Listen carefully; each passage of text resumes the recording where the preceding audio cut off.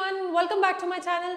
सो guys, हम लोग are environment कर रहे थे, ठीक है। पेज वाइज हमने काफ़ी सारे इसके टॉपिक्स ख़त्म किए और अब अगला पेज जो हमारा है दैट इज पेज नंबर 211, ठीक है।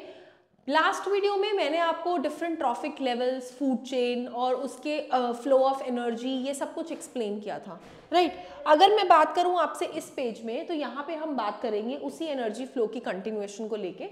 From the energy flow diagram दो चीजें हमारी क्रिस्टल क्लियर होती हैं। पहली ये कि जो एनर्जी का फ्लो है दैट इज यूनी डायरेक्शनल, एक ही डायरेक्शन में एनर्जी फ्लो करेगी from the lower trophic levels consequently to the upper trophic levels. The energy that is captured by the autotrophs does not revert back to the solar input। मतलब एक बार ही जो energy हमने सन से capture कर ली वो अब वापस उसी ट्रैक से नहीं जाएगी, ठीक है।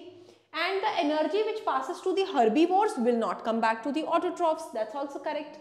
As it moves progressively across the various trophic levels, it is no longer available to the previous level। जैसे जैसे वो आगे जाती जाएगी वो पिछले लेवल को अवेलेबल नहीं रहेगी, ठीक है।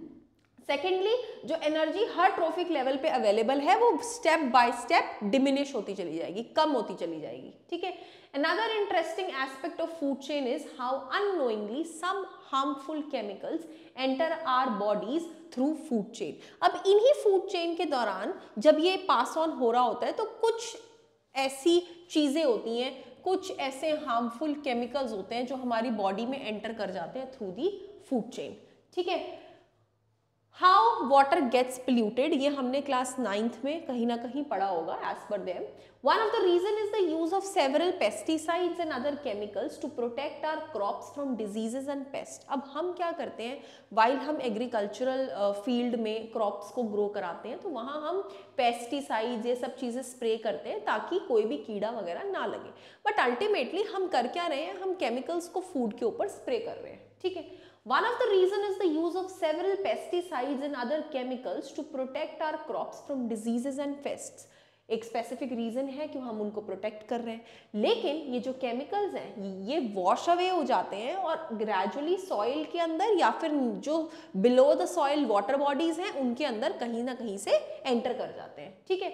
From the soil, these are absorbed by the plants along with the water and minerals, ठीक है। अब soil से ये absorb हो जाते हैं by plants from along with water and minerals, and from water bodies these are taken up by the aquatic plants, और वहीं से उनको कौन ले लेता है, प्लांट्स ले लेते हैं। दैट इज हाउ ये पेस्टिसाइड्स जो हमने प्लांट्स के ऊपर स्प्रे किए थे ये इनडायरेक्टली वापस दोबारा प्लांट्स के अंदर ही एंटर कर गए, ठीक है।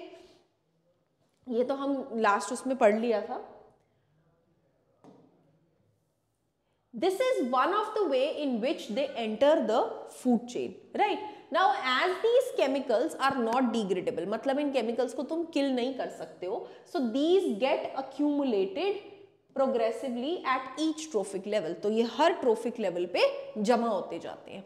As human beings top level of food chain occupy करते हैं तो मैक्सिमम कंसंट्रेशन ह्यूमंस की बॉडी में मिलती है अगर कोई केमिकल फूड चेन से एंटर कर जाता है तो, राइट। ये फिनोमिनन को बायोलॉजिकल मैग्निफिकेशन के नाम से जाना जाता है। दिस इज द रीजन कि जो हमारे फूड ग्रेन्स हैं जैसे wheat, rice, vegetable, fruits, meats etcetera, इन सब में कुछ ना कुछ पेस्टिसाइड रेसिड्यूज डेफिनेटली मिलते ही मिलते हैं और ना ये वॉशिंग से ना किसी और मीन्स से हम रिमूव कर सकते हैं, ठीक है। तो तभी तो आजकल वो ऑर्गेनिक वगैरह फार्मिंग का बहुत ट्रेंड चल पड़ा है, ऑर्गेनिक वेजिटेबल्स का, क्योंकि वो ये कहते हैं कि ऑर्गेनिक जो चीज़ें ग्रो करी गई हैं उसमें कुछ भी ऐसे केमिकल्स का इस्तेमाल नहीं किया गया है, ठीक है जी।